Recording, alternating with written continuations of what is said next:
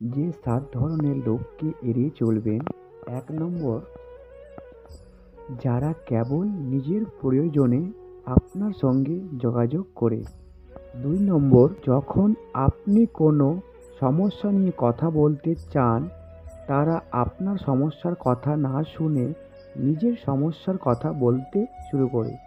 ৩ নম্বর, যারা কখনো আপনার সহযোগিতার জন্য কৃতজ্ঞতা প্রকাশ করে না, কিন্তু আপনার কাছ থেকে কোনো সাহায্য না পেলে তারা রেগে যায়।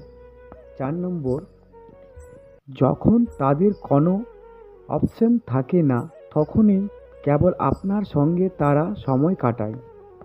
৫ নম্বর, কোনো ভালো সুযোগ পেলে তারা আপনার সাথে করা যে কোনো পরিকল্পনা বাতিল করে।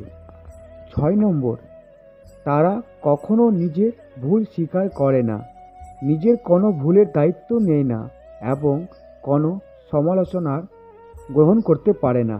৭ নম্বর, তারা সবসময় অন্যকে দোষারোপ করে, এমন একটা ভাব করে যেন নিজের চেয়ে ভালো মানুষ আর কেউ নেই।